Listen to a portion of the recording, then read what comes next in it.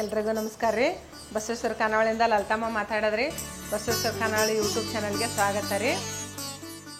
ನಾವು ಇವತ್ತು ನಮ್ಮ ಉತ್ತರ ಕರ್ನಾಟಕ ಸ್ಪೆಷಲ್ ಗಿರ್ಮಿಟ್ ಮಾಡಿ ತೋರ್ಸಾಕತ್ತೇನೆ ರೀ. ಭಾಳ ಸಿಂಪಲ್ ರೀ. ಈಗ ನೀವು ಎಷ್ಟೋ ವಿಡಿಯೋ ನೋಡಿರ್ತೀರಿ, ನೀವು ಎಷ್ಟೋ ಜನ ಮನ್ಯಾಗ ಮಾಡಿರ್ತೀರಿ, ನೀವು ಮಾಡ್ತಿರ್ತೀರಿ. ಆದ್ರೆ ನಾನು ಮಾಡೋದು ಅಗದಿ ಸಿಂಪಲ್, ಏನು ಲೇಟೇ ಇಲ್ಲ, ಅಷ್ಟು ಬೇಗ ಆಗುತ್ತೆ. ಈಗ ನಾನು ಗಿರ್ಮಿಟ್ ಮಾಡೋಕೆ ಏನೇನು ಬೇಕಂತ ನಿಮ್ಗೊಂದ್ಸಲ ತೋರಿಸ್ಬಿಡ್ತೇನೆ ರೀ.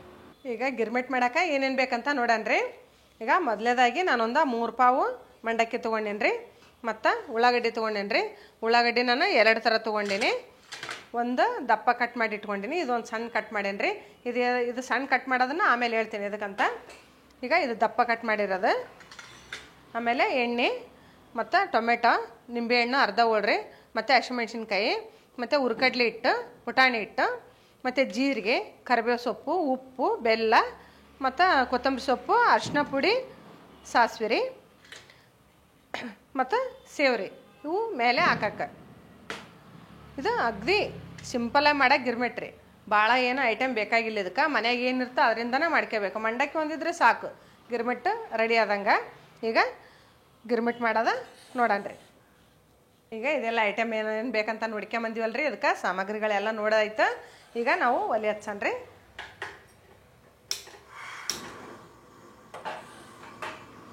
ಒಲೆ ಹಚ್ಚಿ ಬಾಣಲೆ ಇಡೋಣ ರೀ.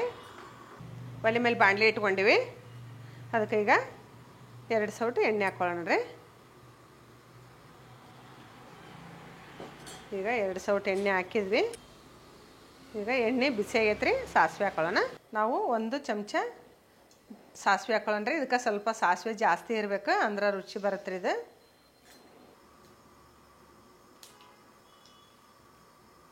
ಈಗ ಸಾಸಿವೆ ಚಟಪಟ ಅನ್ನಕತ್ತೈತಲ್ರಿ. ಈಗ ಜೀರಿಗೆ ಹಾಕಣ್ರಿ. ಜೀರಿಗೆ ಒಂದು ಅರ್ಧ ಚಮಚ ಹಾಕ್ಕೊಂಡೇನಿ ರೀ. ಈಗ ಹಸಿಮೆಣ್ಸಿನ್ಕಾಯಿ ಹಾಕಣ್ರಿ. ಮತ್ತು ಕರಿಬೇವು ಸೊಪ್ಪು ಹಾಕಣ್ರಿ. ಅದು ನಾವು ಹಸಿಮೆಣ್ಸಿನ್ಕಾಯಿ ಹಾಕಿಂದ ಕರಿಬೇವು ಯಾಕೆ ಹಾಕಿದ್ವಿ ಅಂದರೆ ಅದು ಸ್ವಲ್ಪ ಕಲರ್ ಹಸ್ರಾಗಿ ಕಾಣಲಿ ಅಂತ. ಎಣ್ಣೆಗೆ ಡೈರೆಕ್ಟ್ ಹಾಕಿದ್ರೆ ಕಲರ್ ಚೇಂಜ್ ಆಗುತ್ತೆ. ಆಮೇಲೆ ಈಗ ಉಳ್ಳಾಗಡ್ಡಿ ಹಾಕಾಕತ್ತೀನಿ ರೀ.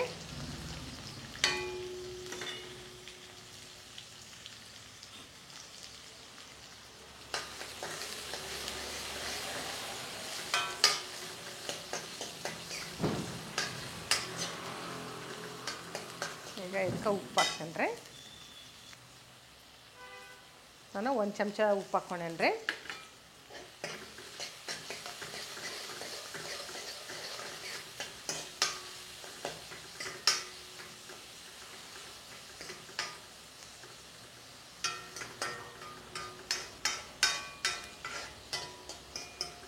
ಇದು ಉಳ್ಳಾಗಡ್ಡಿ ಈ ಥರ ಎಣ್ಣೆಗೆ ಕುದಿಬೇಕ್ರಿ. ಇದು ನೀವು ಹಿಂಗತೆ ಎಣ್ಣೆಗೆ ಕುದಿಸಿ ಇದು ನಿಮಗೆ ಎಷ್ಟು ಬೇಕಷ್ಟು ಮಾಡ್ಕೊಂಡು ಮತ್ತೆ ನೀವು ಫ್ರಿಜ್ನಾಗ ಇಟ್ಟರೆ ನಡೀತಾ, ಹೊರಗಿಟ್ರೆ ನಡೀತ್ರಿ. ಏನು ಅಳಸಂಗಿಲ್ಲ ಅದು. ನೀವು ಫ್ರಿಜ್ನಾಗ ಇಟ್ಕೊಂಡು ಮಾರನೇ ದಿನನೂ ಬೇಕಾದ್ರೆ ಅದನ್ನು ಬಳಕೆ ಮಾಡ್ಕೋಬೋದು ರೀ. ಅದೇನು ಅಳಸಂಗಿಲ್ಲ, ಕೆಡಂಗಿಲ್ಲ, ಏನೇನು ಆಗಂಗಿಲ್ಲ. ಮತ್ತು ನೀವು ಯಾವಾಗ ನೀವು ಮಂಡಕ್ಕಿಗೆ ಗೊಜ್ಜು ಕಲ್ಸ್ಕೊಂತೀರಿ ಅವಾಗ ಒಂಚೂರು ಲೈಟಾಗಿ ಬಿಸಿ ಮಾಡ್ಕೊಂಡು ಕಲ್ಸ್ಕೊಂಬಿಡ್ರಿ. ಸಿಂಪಲ್ ಅಂದ್ರೆ ಸಿಂಪಲ್ ಅಂತ, ಇದಕ್ಕೇನು ಜಾಸ್ತಿ ಆಡಂಬರನೇ ಇಲ್ಲ. ಒಟ್ಟು ಫುಲ್ ಎಣ್ಣೆಗ ಬೇಯ್ಬೇಕ್ರಿ. ಇದು ಉಳ್ಳಾಗಡ್ಡಿ ಫುಲ್ ಎಣ್ಣೆಗ ಮೆತ್ತಗಾಗ್ಬೇಕು. ಈಗ ನಾನು ಒಂದು 1/4 ಚಮಚ ಅರಿಶಿನ ಹಾಕ್ತೇನೆ ರೀ. ಅರಿಶಿನ ಸ್ವಲ್ಪ ಕಮ್ಮಿನೇ ಇರಲಿ ರೀ, ಇಲ್ಲಾಂದ್ರೆ ಮಂಡಕ್ಕಿ ಜಾಸ್ತಿ ಅರಿಶಿನ ಕಾಣ್ತಾವು.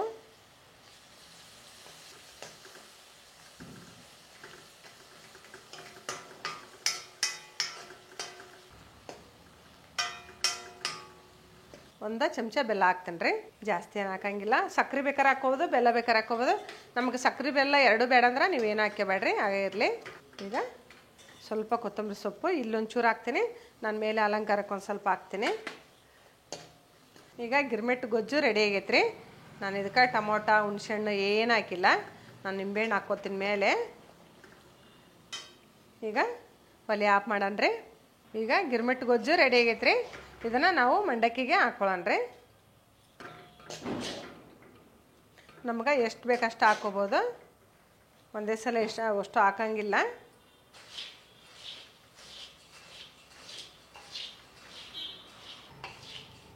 ಮತ್ತು ನಾವು ನಿಂಬೆಹಣ್ಣು ತೊಗೊಂಡಿದ್ವಲ್ಲ ರೀ, ಅದು ಸ್ವಲ್ಪ 1-2-3 ಡ್ರಾಪ್ ನಿಂಬೆಹಣ್ಣು ಹಾಕಣ್ರಿ. ಜಾಸ್ತಿ ಏನು ಬೇಡ್ರಿ ನಿಂಬೆಹಣ್ಣು, ಜಾಸ್ತಿ ಹುಳಿ ಹುಳಿ ಆದರೆ ಟೇಸ್ಟ್ ಅನ್ಸಂಗಿಲ್ಲ ಅದು. ಮತ್ತು ಕಡ್ಲೆ ಹಿಟ್ಟು ರೀ, ಕಡ್ಲೆ ಹಿಟ್ಟು ತೊಗೊಂಡಿದ್ವಲ್ಲ ನಾವು, ಅದನ್ನು ಒಂದು 2 ಚಮಚ ಕಡ್ಲೆ ಹಿಟ್ಟು ಹಾಕ್ಕೊತೀನಿ ರೀ.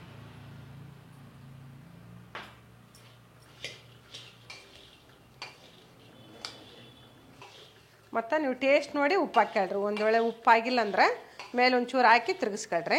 ನಾನು ಗೊಜ್ಜಿಗೆನ ಜಾಸ್ತಿ ಉಪ್ಪು ಹಾಕಿನಿ, ಉಪ್ಪೇನು ಹಾಕಿಲ್ಲ. ಈಗ ಇದಕ್ಕೆ ಇನ್ನೊಂದು ಸ್ವಲ್ಪ ಗೊಜ್ಜು ಬೇಕಾಗುತ್ತೆ ರೀ. ನಾನು ಇನ್ನೊಂದು ಚೂರು ಗೊಜ್ಜು ಹಾಕ್ಕೊಳ್ತೀನಿ. ಅದ ಕಲಸೋವಾಗ ನೋಡಿ ಹಾಕ್ಕೊಂಡು ಕಲಸ್ರಿ. ನೋಡ್ರಿ, ನಾ ಮಾಡಿರೋ ಗೊಜ್ಜು ಈ ಮಂಡಕ್ಕಿಗೆಲ್ಲ ಸರಿ ಹೋತು. ಮಿಕ್ಕಿದ್ರೆ ಏನು ತೊಂದರೆ ಇಲ್ಲ. ನಾ ಹೇಳಿದ್ನೆಲ್ಲ ಫ್ರಿಜ್ನಾಗ ಇಟ್ಕೊಳ್ರಿ. ಮಾರನೇ ದಿನ ಬೇಕಾದ್ರೆ ಯೂಸ್ ಮಾಡ್ಕೊಳ್ರಿ.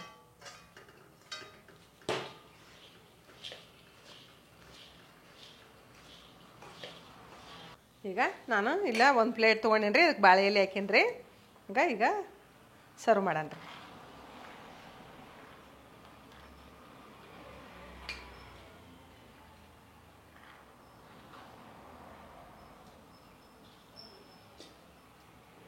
ಇದನ್ನು ನಾನು 4 ಜನಕ್ಕಂತ ಮಾಡ್ಕೊಂಡೇನಿ ರೀ.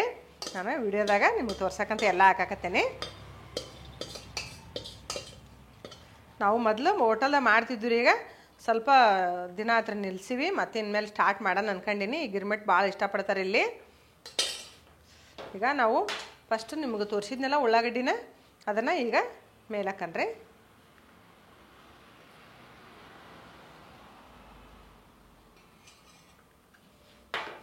ಅದರಿಂದ ಹಸಿ ಟೊಮೊಟೊ ಇಟ್ಕೊಂಡಿದ್ವಲ್ಲ ರೀ ನಾವು, ಆ ಹಸಿ ಟೊಮೊಟೊ ಹಾಕ್ಕೊಳ್ಳೋಣ್ರಿ.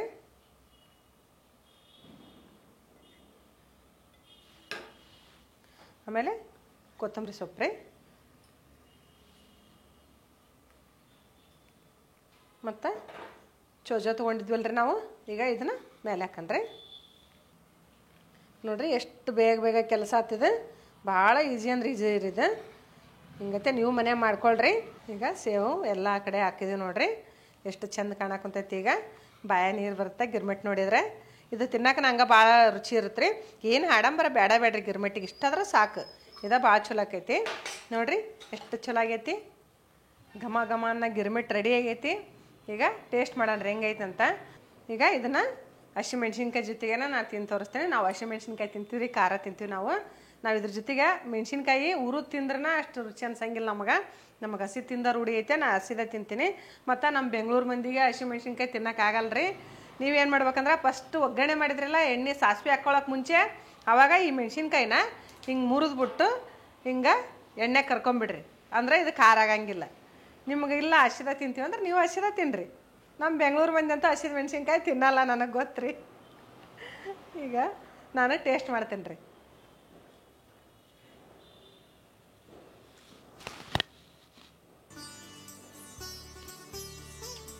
ನೋಡೋಕೆ ಸಿಂಪಲ್ ಇದ್ರೂ ತಿನ್ನೋಕ್ಕಂತೂ ಭಾಳ ಚಲೋ ಐತ್ರಿ. ನೀವು ಮನೆ ಮಾಡಿ ಕಮೆಂಟ್ ಮಾಡಿರಿ. ಲಲಿತಮ್ಮ ಸಿಂಪಲ್ಲಾಗಿರೋ ಗಿರ್ಮಿಟ್ ಸೂಪರ್ ಆಗಿತ್ತು ಅಂತ ಹಾಕ್ರಿ. ಇಲ್ಲ ಚೆನ್ನಾಗಿರ್ಲಿಲ್ಲ ಲಲಿತಮ್ಮ, ಏನೋ ಸ್ವಲ್ಪ ಐಟಮ್ ಹಾಕ್ಬೇಕಂದ್ರೆ ನಿಮ್ಗೆ ಏನೇನು ಹಾಕ್ಬೇಕಂತ ಅದು ಹಾಕ್ಕೊಳ್ರಿ. ನಾ ಇಷ್ಟ ಸಾಕಂತ ಇಷ್ಟ ಹಾಕಿನಿ. ಒಂದೊಂದು ಸಲ ಕೆಲವೊಂದು ಟೈಮ್ನಾಗ ಕೆಲವೊಂದು ಮನೆಯಾಗ ಸಾಮಗ್ರಿಗಳು ಇರೋಂಗಿಲ್ಲಲ್ಲ, ಇರೋರಾಗ ಮಾಡ್ಕೋಬೇಕು ಸಿಂಪಲ್ಲಾಗಿ. ಅದಕ್ಕೆ ನಾನು ಸಿಂಪಲ್ಲಾಗಿ ಮಾಡೇನಿ ರೀ. ಎಲ್ಲರಿಗೂ ಇಷ್ಟ ಆಗೈತೆ ಅಂತ ಭಾವಿಸೇನಿ ರೀ. ಎಲ್ಲ ನನ್ನ ದೇವ್ರುಗಳಿಗೂ ಶರಣಾರ್ಥಿ.